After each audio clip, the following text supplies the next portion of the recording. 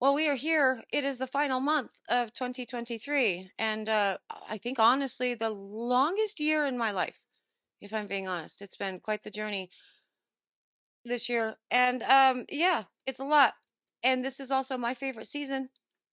The holiday season is upon us. It's Christmas. I have already put up all of my Christmas trees and all the decorations and all the jazz. Doing all of the home stuff and the baking and the memory making and all the things. And for the channel, we are doing something special this month. We are going back to daily content. And actually, I had a lot of other things planned that might happen, will probably happen, but I'm not going to tell you about that just in case it doesn't happen, because to be perfectly honest with you, it was hard enough to commit to daily content. And if December 2nd rolls around and I don't have a video out, this is going to be embarrassing. But I will tell you what holiday tis the damn season thing we are making today in just a minute. But before I do, hello, I am Mrs. Soap and Clay. Let's make stuff.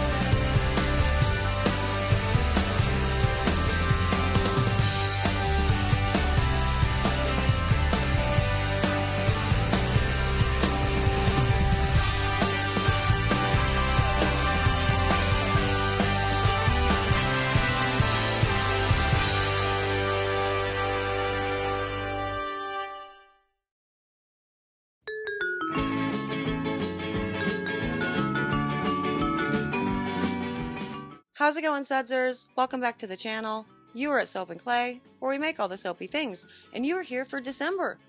It's Christmas, it's Soapmas, it's 25, 31 days of Soapmas. It's all the soapy things. And we are starting out December with a very holiday inspired, holiday themed dish soap recipe.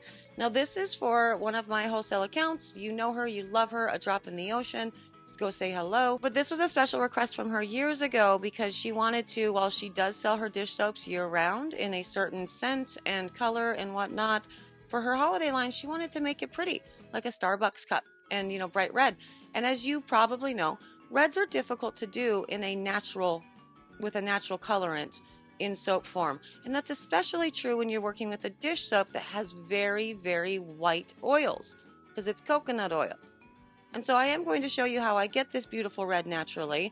We are going to talk about all of the rest of the components of the recipe, why I use soap nuts, because we were just talking about that a couple days ago, why I use soap nuts in this recipe, why you should too, and why you should try your hand at not only making a solid dish soap, but also a red solid dish soap.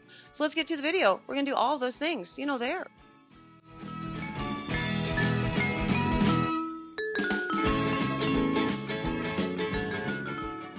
Okay, we are starting 31 days of Soapmas, so it's daily content, for the month of December. I don't know if I actually made that clear earlier, so, just tell it again, just for funsies. And today we're going to be making red dish soap. So the recipe is, 100% coconut oil, and this is a water reduction for me, which is very strange. So my water is at 1.5 times the lye solution, a 0% super fat on that guy, and we are putting in the madder root at 1% of the total formulation, as well as rhubarb root powder at 0.5% of the formulation. Realistically, this is just for coloring for the rhubarb root, because we are again doing a natural red in dish soap, which can be super hard. Reds generally are hard in soap because a lot of our soaping oils are white.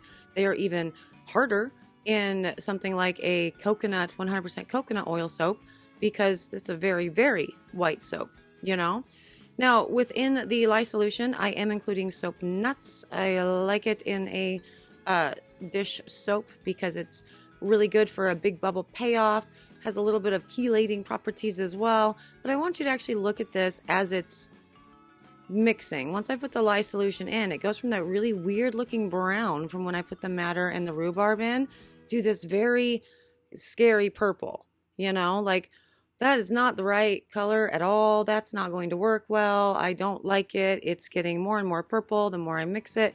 But this is something wherein you kind of got to trust the process, especially when it comes to that rhubarb root. I've been obsessed with using rhubarb root for my natural red colorants, well, for the past few months, but I've been playing around with infusions and natural colorants for realistically all year because I'm working on this, you know, whole video series that I've been talking about forever, and it just may never come out. I might not ever get around to wanting to edit it. Anyway, point is, during all of that, I decided that rhubarb root was delightful in coloring, but it is something that does, unlike with micas, with most micas, it doesn't really have the initial instant payoff. Like, you know what the color is going to be when it fully, you know, saponifies and everything firms up. Now, again, this is especially difficult when you're working with a 100% coconut oil soap because coconut oil is very, very white. So any colors that you're putting into it already are going to look way different in the actual after saponification and once you're able to cut them. And so this can be super scary, but I'm going to show you what this actually looks like, you know, with the cut and everything. And you'll learn that trusting the process for something like this is a great idea.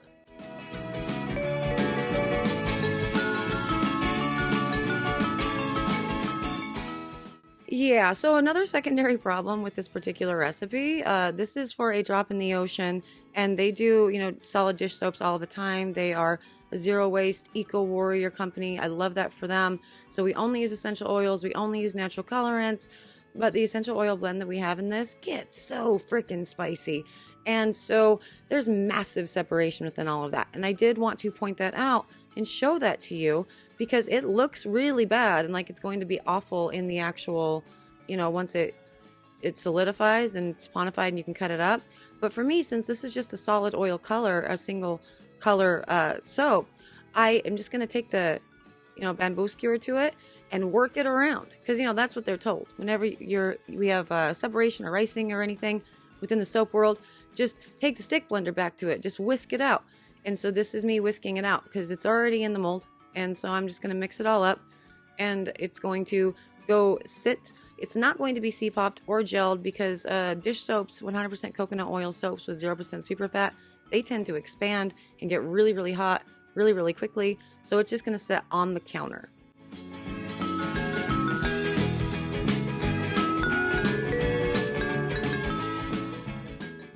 Now, another, I think, very important tip when you are making dish soaps generally is you should cut them as quickly as possible. Now, that's why this is so shiny and soft and even looks a little bit oily. I took these out of the molds and cut them 6 hours after I poured them. The reason for that is because a 100% coconut oil soap is so hard. And so if you let it sit for too terribly long, your cuts are going to be really weird. You're going to end up flaking off pieces of the corners, which, you know, is fine. It's not that big of a deal if you have a more rustic line or whatever. But generally speaking, I don't like delivering that. And so if I can get to them within a few hours of pouring them so I can cut them right away, I super do. And as you can see, I am planing off the top there because there was a little bit of overheating going on, even though I did not C-pop or gel. And so I'm just going to plane off the tops before I actually cut all of these into chunks. If you're wondering, these are 5 blocks of soap made from, you know, that pink mold that you guys are all familiar with. I think every soap maker goes to Amazon and gets that pink mold, you know, so they're made in those. And in order to get perfect cuts, I am chunking them all out at 5 centimeters. So you get 5 dish blocks from that particular mold that are weighing in at around 10 to 12 ounces a piece. And look at that, gorgeous red.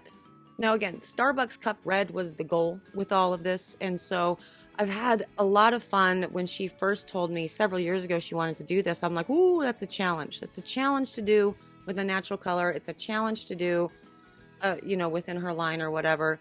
And so I played around with it quite a bit when we first did, you know, her very first run. and I had a lot of misses, right? So if you're just using madder, it ends up being too brown. If you're using like an alkanet, it goes real orange and then it starts fading. It's very strange. With these ones, it does not brown out anymore. It's a beautiful, brick red, Starbucks red color. You could actually add a little bit less madder root, a little bit more rhubarb to this to make it even brighter if that's what you prefer. But as far as I'm concerned, this is a total win. I love it. They are gorgeous soaps. It's such a cool way to get a natural red within, again, a very white oil, and it's super easy peasy. And the benefits of madder root and rhubarb root we have discussed on other, videos or whatever. So you can go and check out, a couple, about 3 weeks ago or so, we did a whole big thing on madder root and talked about it. So you can go check that out if you would like. But there is a benefit to the clays and whatnot that you put into your soaps as well. We're not really discussing that because this is not a skin soap. It's a dish soap. So it's not a thing. But this is a thing. If you want them, you can go get them at adropintheoceanshop.com. She would sure welcome, all of the sudsers over there with open arms.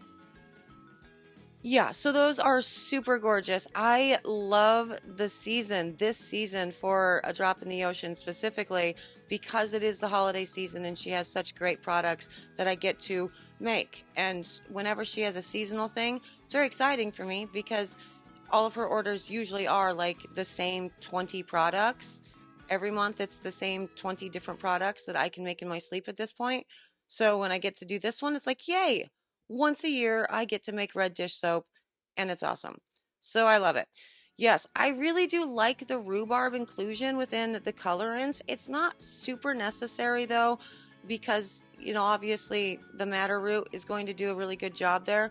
The only problem is you have the potential of that brown that you initially see not turning into the red that you ultimately want with the madder root. That's why I found that the rhubarb, adding just a little bit of that rhubarb, about half of the amount that I added for, the madder root, really does wonders to ensure that we get a nice red and not a chocolate brown.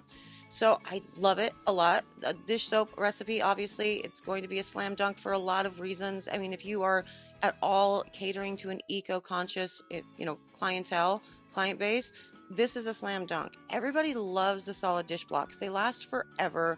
They're reasonably easy to make, but because of the extra addition of the soap nuts within that, it will start bubbling even in cold water, which is also a great thing. And then you have the extra chelators and everything with your citric acid and all of the jazz. So definitely try it out if you have not tried solid dish soap, for sure. If you do make solid dish soap, tell me what else you put in it. Like, how do you change it? You know what I mean?